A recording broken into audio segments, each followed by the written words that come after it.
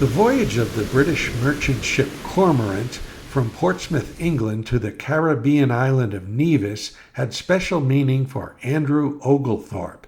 After 10 years as a sailor, Oglethorpe had decided to call it quits and live out his days as a fisherman in the British West Indies. And so, on June 15, 1637, the night before his last voyage, Oglethorpe set up shop in a Portsmouth pub and drank to his good fortune. It wasn't to last. As Oglethorpe staggered toward the docks an hour or so before dawn, a prostitute called to him from the shadows.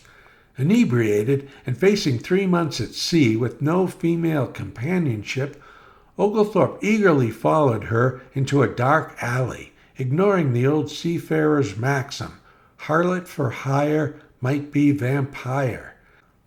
Once they found a private spot, the prostitute sunk her fangs into him, and Andrew Oglethorpe's dream of a life of tropical ease was over before it started.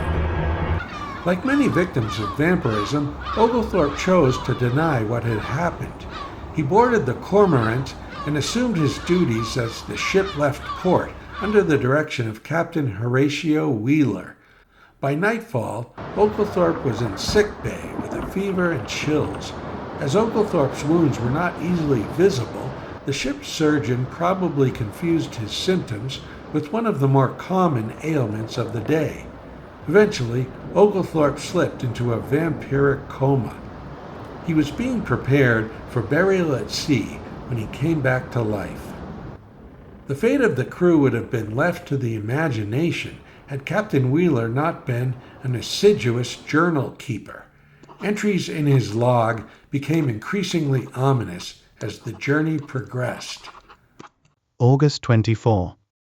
For the past 3 days, we have been sailing through a storm, which has prevented us from continuing a sweep of the ship, designed to root out any remaining vampires. Thus far, we have captured and thrown overboard 3 crew members who were showing signs of the dread disease.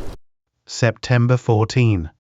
The vampires have barricaded themselves in the hold, and, despite my entreaties, none of my crew dares go down there to dispatch them. Our nerves are frayed, as none of us have slept for 2 weeks.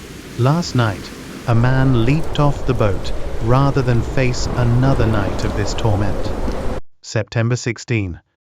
They are at my door now. There is no hope. I can only pray that God dash this accursed ship against the rocks, lest it deliver its hellish cargo upon some innocent shores. The captain's wishes would not be met.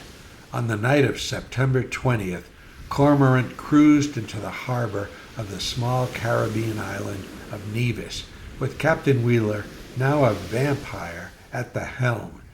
Native islanders paddled out on canoes to greet the ship, unaware of the awful surprise waiting on board.